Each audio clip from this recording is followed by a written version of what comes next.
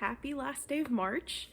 The pollen is in full swing over here in North Carolina. It looks like foggy. That's how polleny it is. I'm a weirdo and I like the pollen, so I'm not mad about it, but I do feel for all the people with allergies. Um, Today is the last day of my 31 days of videos. I must admit that I already know the topic because there's only one left. And I remembered that there was one that I put in here that I haven't done yet. So I shan't feign surprise. So this is the most recent weird quasi-mystical experience that I have had with my body. I guess I'll just tell you what happened. This was probably maybe 7 months ago or something. It was last summer. I woke up in the middle of the night and I had recently been noticing I had gradually over time become more aware of sensations in my belly, which I talked about a little bit in the video I did about self-touch, because my belly was one area that initially it felt like there was some big resistance to touching it or rubbing it or anything. I don't know, it simultaneously felt bad and also like nothing. But I just sort of gradually kept very the lightest possible touch gradually over time, and yeah, through that just gradually became aware of more sensations in that area, and not just during massage or whatever, but in normal life. And one thing I noticed is that either at night, in the middle of the night, if I would wake up, or first thing in the morning, I would have this anxiety feeling in my belly, and there was no emotional component to it. I didn't feel emotionally anxious, but that sort of butterflies in the stomach, almost staticky, almost prickly, physical sensation that, at least for me, often comes along with anxiety.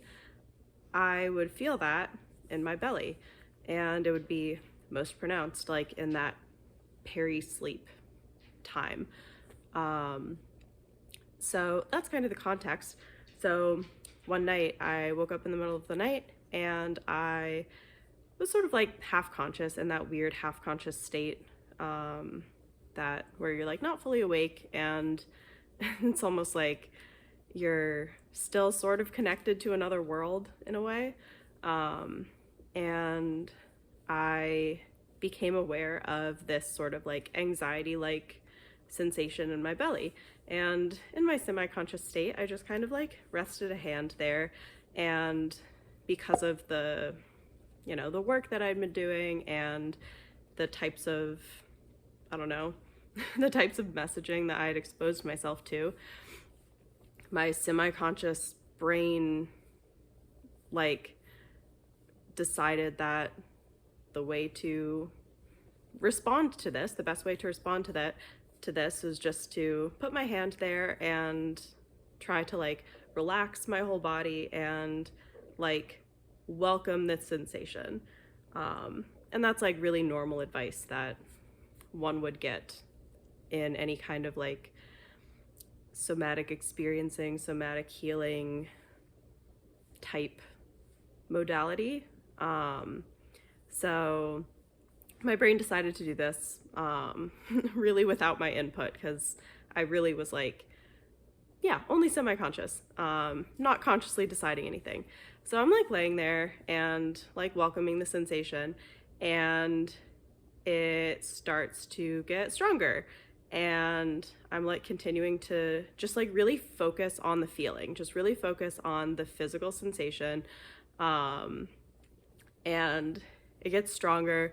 All of a sudden, I almost like hear it as like I'm not literally hearing a sound, but it's kind of like, I guess it's kind of like a ringing in my ears, but it's connected to that like physical, like staticky anxiety sensation that seems to be emanating from like my solar plexus. So I like am sort of hearing slash feeling that, and I'm still just like intently focusing on the sound slash sensation. And as I'm doing that, the sensation starts to spread down my legs, down my arms, throughout my whole torso. I think it was maybe in my face and head too. It's hard to remember, but it basically spread everywhere, and it continued getting more and more intense, and my heart started beating really fast, and the sensation got more intense, and I like to the point where I was really, really having to focus on it really hard. It felt like if I were to lose focus on the sensation, it would go from feeling just intense to feeling like painful. It felt like electricity. It felt like almost like a burning. But yeah, just sort of this like electric, like really intense electric feeling. And like as I'm focusing on it and it's like really intense, my heart is like racing.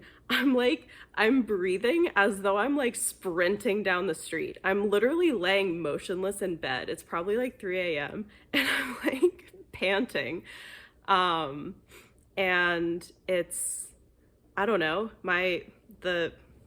what I was thinking at the time was just a sort of like vague notion that like my body is processing this feeling, and it's like, I don't know, one of the things that you'll hear people talk about when they talk about like somatic experiencing or processing emotions, or especially like past experiences or past trauma or whatever,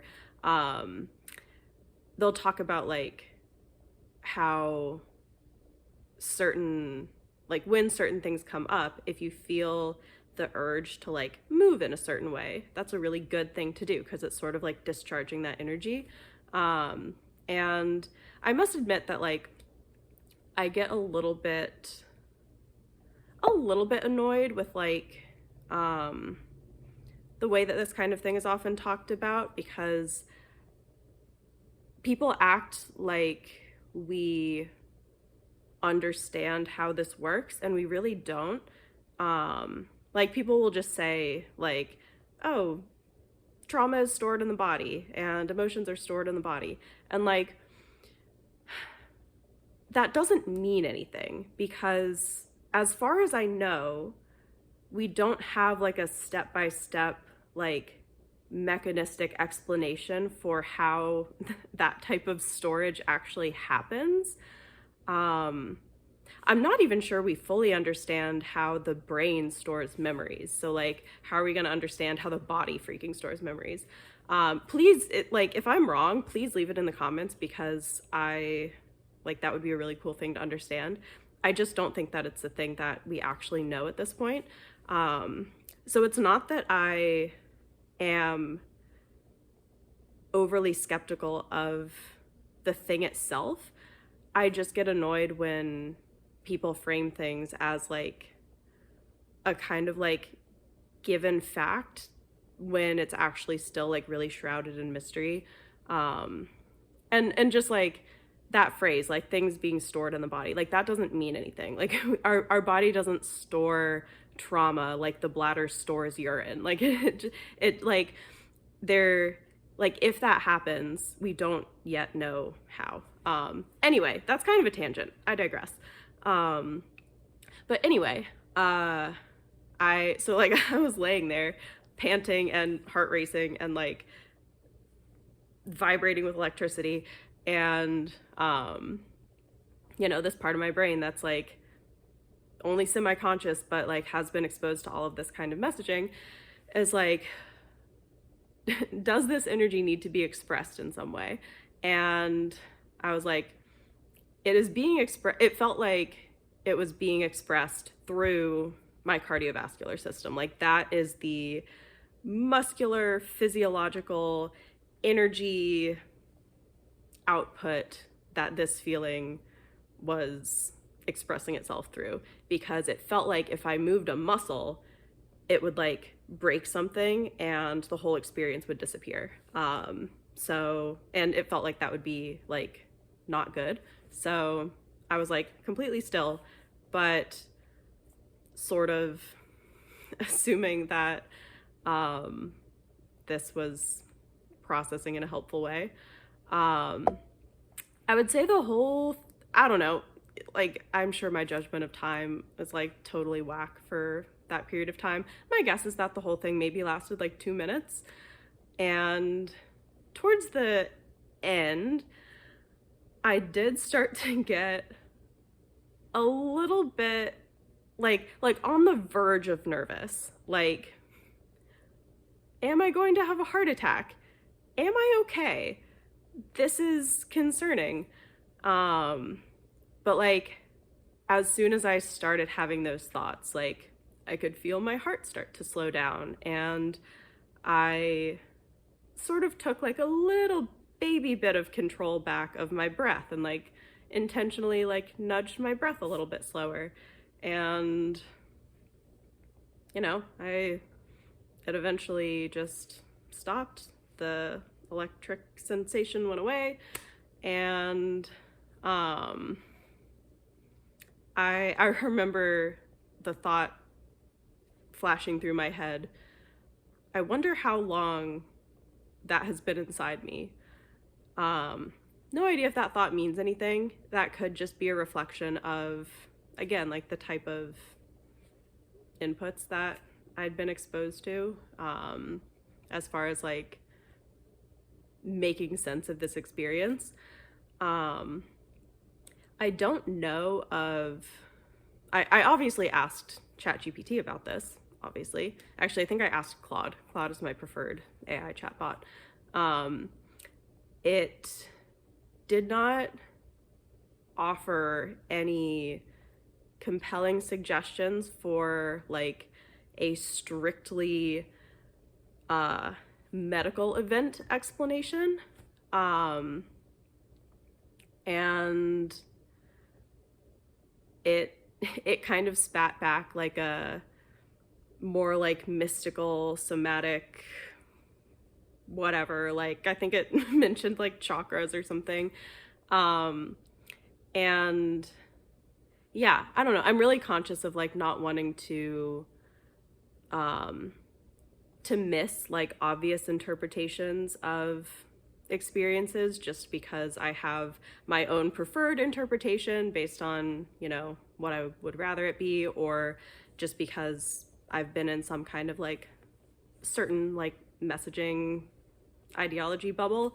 But I really don't know of like a different, better explanation for this. Feel free to, you know, if you think you know what this was, other than like a sort of somatic processing experience, feel free to let me know in the comments. I was a little bit hopeful that maybe I would wake up the next day and like feel like a magical healed being. I did not. I actually just felt a little bit raw, like just kind of like a little bit buzzy still, and didn't really notice much difference in anything in the following days and weeks. So yeah, I don't really know what to make of that. Overall, I experienced it as like a positive experience because it felt like, I don't know. It just felt significant, and it felt like I was sharing a significant experience with my body in a very like attuned kind of way. And yeah, sort of like the other weird experience, well, like the How to Train Your Dragon experience, kind of like that, where yeah, it felt like a nice moment of togetherness with myself.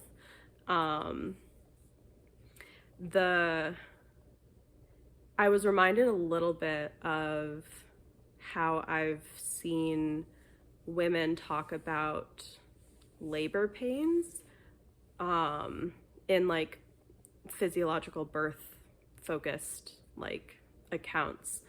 I'll see women talk about how like in order to like the line between intensity and pain can be really, really thin.